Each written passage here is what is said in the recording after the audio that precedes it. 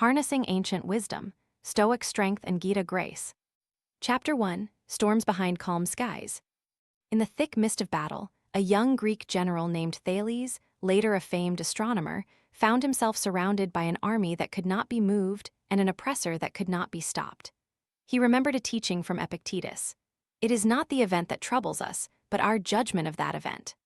From this Cold War, Epictetus reminds us that most of our misery comes from how we interpret what goes on around us, not from the events themselves. Modern life is a battlefield of emails, traffic, deadlines, and sudden losses. Take traffic. We sigh, curse, or rage, letting frustration take over. Stoicism invites us to breathe, notice the event, then consciously decide how to respond. The simple act of telling yourself, "This is outside my control, I will focus on the work ahead," turns irritation into calm productivity. Practice today. The next time you face a frustrating situation, pause, note it in your mind, and choose one calm response. The result is a steady mind that doesn't get blown about by the chaos around it. Like how the ancient mariners charted unknown seas, we can chart the seas of our anxiety. Like, share, subscribe for more insights. Reflective question. When was the last time you changed your judgment about an event, and what changed inside you?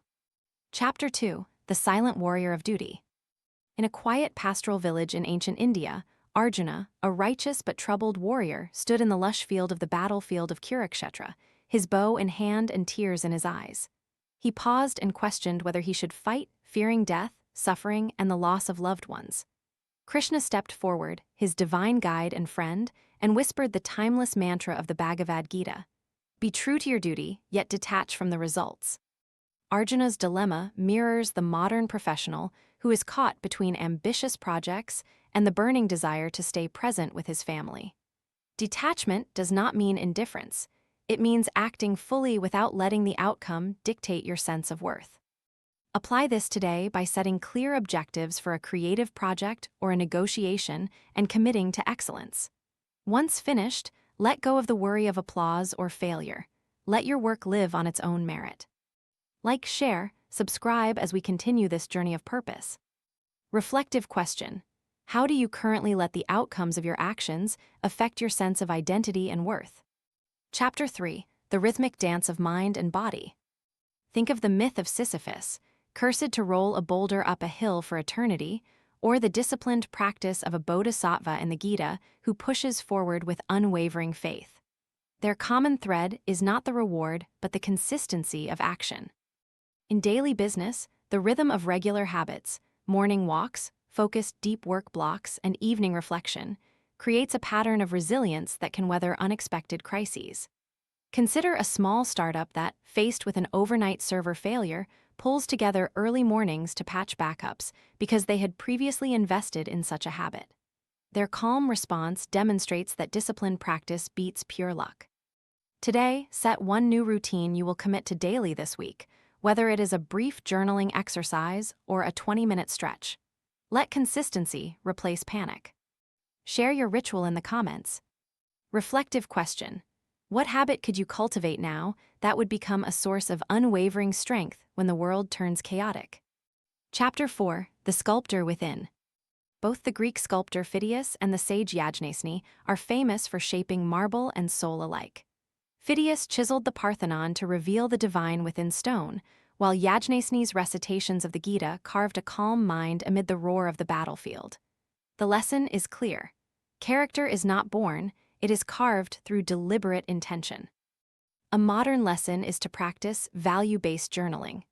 Every night, write down moments when you aligned or not with your core values: courage, honesty, compassion. Over time, you see patterns and refine the sculpture of self.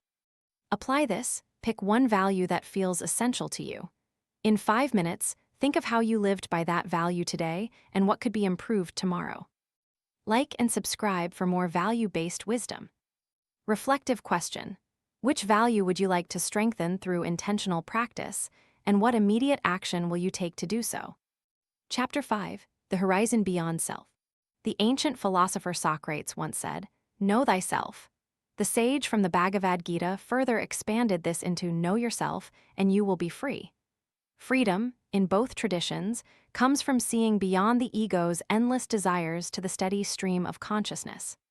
Today, a 3-minute breathing exercise coupled with gratitude can shift we from reactive to conscious. Each morning, inhale deeply, count to 4, pause, exhale slowly, count to 6, then note one thing you are grateful for. This simple practice grounds you in the present and liberates the mind from the endless loop of worry. Use this as your daily anchor. Remember, true freedom is the calm mind, not the absence of challenges. Like, share, subscribe, your journey is just beginning.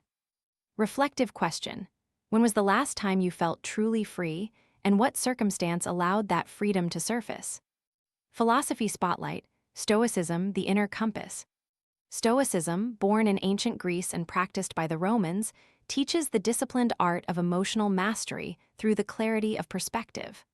Marcus Aurelius, Roman emperor and philosopher, reminds us in his Meditations that the universe is change. Our life is what our thoughts make it. 1. Control what you can. Stoics distinguish between external events and our reactions. When faced with a market slump, we cannot control prices, but we can control risk mitigation, staff morale, and learning from the downturn.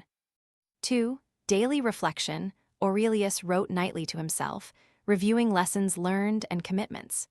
Today, a 5-minute reflective journal after work reinforces learning and reorients your mindset for tomorrow. 3. Virtue as purpose. Whether courage, wisdom, or justice, living by virtue is the Stoics' roadmap. In a boardroom, make decisions rooted in integrity by asking, what would a virtuous decision look like here? By blending Stoic resilience with the Gita's sense of duty, you become a calm warrior who acts with purpose, regardless of external storms. We have walked through the past to carry forward timeless strength. Bring this compass to every decision and see how the ancient guides the modern steps. Thank you for exploring these traditions with us. Like, share, and subscribe so we can keep charting this shared path together.